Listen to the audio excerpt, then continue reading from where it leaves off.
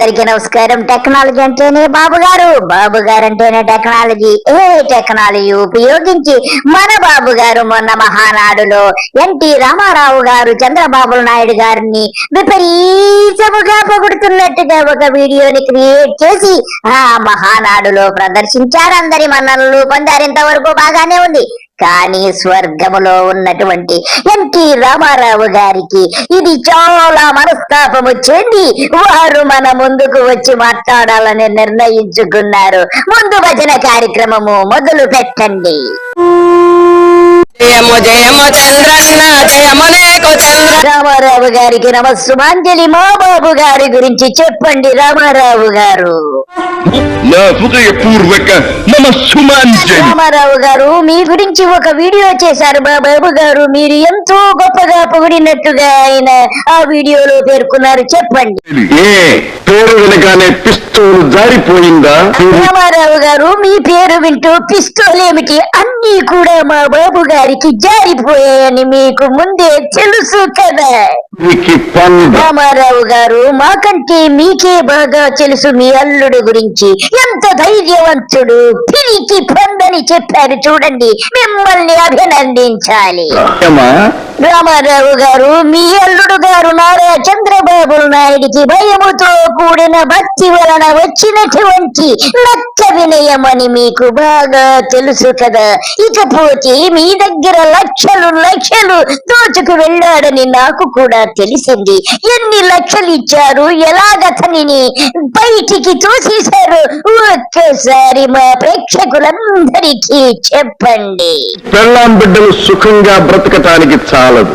అందుకని నన్ను పట్టుకొని ఆ 1,00,000 రూపాయలు తీసుకొని మీ పెళ్ళాం బిడ్డలతో సుఖంగా బ్రతక. రామారావు గారు మీ బిడ్డల శ్రేయస్సు దృష్ట్యా ఎన్నో కోట్ల రూపాయలు ఇచ్చి ఉంటారు. అందులో ఎంత మాత్రము సందేహము లేదు. ఇకపోతే మీ అల్లుడు నారా చంద్రబాబు నాయుడు మీ కుటుంబాన్ని ఎలా విడదీశాడు ఒక్కసారి చెప్పండి.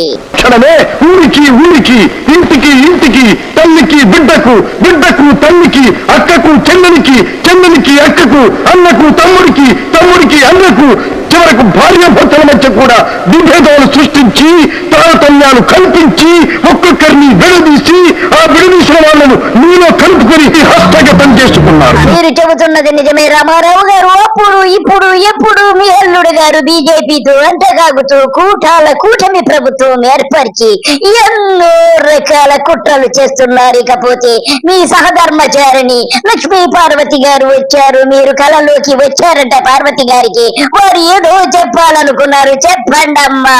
రోజు అమరావతి పేరుతో అడ్డగోలుగా సంపాదిస్తూ మళ్ళీ కూడా ఈ విధంగా తండ్రి కొడుకు తయారయ్యారు. రాష్ట్రానికి ఒక పీడలాగా చీడలాగా పట్టుకున్నారు వీళ్ళు. ఇప్పుడు ఈ పీడ తొలగిపోతుందా అనుకుంటున్నారు. అది మహానాడు కాదు, అది వెన్నుపోటు నాడు అని చెప్పుకోవాలి. మహానాడు కాదు, అది వెన్నుపోటు నాడు అని చెప్పుకోవాలి. ఎన్టీఆర్ని వెన్నుపోటు పొడిచి ఎట్లా పార్టీ లాక్కున్నారు, అదేవిధంగా ఈరోజు కూడా మరి ప్రజలను వెన్నుపోటు పొడిచి హామీలు ఇస్తామని చెప్పి మాట ఇచ్చి ఎక్కడి చంద్రబాబు ఎక్కడి ఈ పీడనాడు చెప్పు. ఇల్లు కూడా మద్యాన్ని పారిస్తూ కుటుంబాల సర్వనాశనానికి తోడ్పడుతున్నటువంటి మీరు ఎన్టీఆర్ పేరెత్తే అర్హత ఉందా? ఆయన ఎంత క్షోభిస్తుందో ఆయన ఆత్మ. మేడం ఎన్నో వందల కోట్లు నిన్న మహానాడులో దోచుకుని మద్యము ఏరులై పారించి ఎన్నో సంబరాలు చేసుకున్నాడు. ఇకపోతే రామారావు గారు మీ కళలోకి వచ్చి ఏమి చెప్పారో చెప్పండి. ఎన్టీఆర్ గారు నాకు కూడా చెప్పారు వచ్చి కల్లో, ఇదిగో వీళ్ళు ఈ విధంగా నా పేరు ఉపయోగించుకొని ప్రజలను తప్పుదారి పట్టిస్తూ ఉన్నారు. ఈ విధంగా ఇంత దుర్మార్గానికి పరాకాష్ట. నేను ఏనాడైనా ఈ చంద్రబాబుని నేను పొగిడానా? చంద్రబాబు లాంటి నీచుడు లేడని చెప్పాను కదా. అలాంటిది ఇతను ఈ విధంగా చెప్పి పైగా ఆయన కొడుకును కూడా పొగిడించుకోవటం అనేది నాకు పరమ అసహ్యంగా ఉంది. నా ఆత్మ క్షోభిస్తా ఉందని ఎన్టీఆర్ గారు నాకు కూడా చెప్పారు. అదే నేను కూడా చెప్తా ఉన్నాను. మీరు చెప్పినది నిజమే లక్ష్మీ పార్వతి గారు. రామారావు గారు బ్రతుకున్నంత కాలం ఎప్పుడు కూడా ఈ నారా చంద్రబాబు నాయుడిని పొగిడిన దాఖలాలు లేవు. ఇప్పుడేమో నాకు టెక్నాలజీ తెలుసు, తోటకూర తెలుసని ఏఐ టెక్నాలజీ ఉపయోగించి ఎవడో చెంచాగాడితో మన రామారావు గారు పొగిడినట్టుగా ఇతని కుమారుణ్ణి వీడియో తయారు చేసుకుంటే ప్రజలు సినిమాలు చూస్తారా? ఈ విషయమై రామారావు గారికి చాలా కోపము వచ్చింది. గద్దె పట్టుకొని నన్ను వేలాడటానికి మీకు సిగ్గు లేదు? చూడరా, ఇప్పటికైనా సిగ్గు తెచ్చుకొని ఆ గద్దె నుండి దిగి మరలు పొంది. ఇటువంటి పని ఇంకొకసారి చేశారో మీ తిత్తి ఒలిచి. రామారావు గారు, మీరు నారా చంద్రబాబు నాయుడు గారు తిత్తి ఒలిచి తోలు ఒలిచిన ఆయనకి సిగ్గు లజ్జ ఉండదు కాబట్టి మీరు కొంచెము ఆగ్రహము తగ్గించుకోండి. ఇకపోతే ఆయన మహానాడు నుంచి నిన్న నిష్క్రమించారు. ఇంకా సంవత్సరం వరకు ఇక రారు. మీరు ప్రశాంతముగా ఉండండి.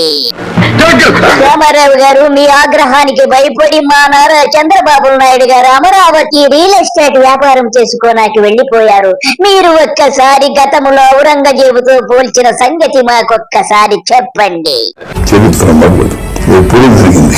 ఒకప్పుడు మరి మొఘల్ సామ్రాజ్యం టైంలో ఆ రోజున సంగీత జైల్లో పెట్టి అన్నయ్య చంపించాడు ఔరంగజేబ్ అన్నారు. ఆడు అదే విధంగా చంద్రబాబు నాయుడు, కేవలం చంద్రబాబు తను చేసిన దుర్మార్గాన్ని, తను చేసిన దుర్గమానాన్ని, తను చేసినటువంటి దుర్విధానాన్ని కప్పించుకోవడానికి ఇవన్నీ కూడా వేస్తున్న ఎత్తులు, చేస్తున్న తంతులు.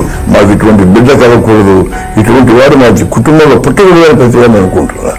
ఇంత ఈ చెప్పడానికి ఎందుకు రావాల్సి వచ్చింది? దేనికి వచ్చింది? కేవలం డబ్బు కోసమా? అధికారం కోసమా? మరి నా వంటి వాడిని మోసం చేసి మాయ చేయడం కోసమా?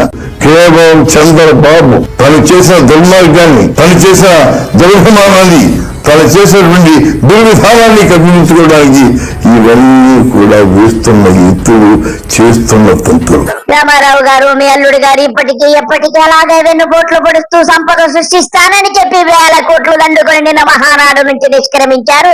ప్రజలారా విన్నారు కదా రామారావు గారి ఆవేదన. మరి నారా చంద్రబాబు నాయుడు గురించి ఎంత చెప్పుకున్నా తక్కువే అని అందరికీ చెబుతున్నాను. అందరికీ నమస్కారము. బాయ్.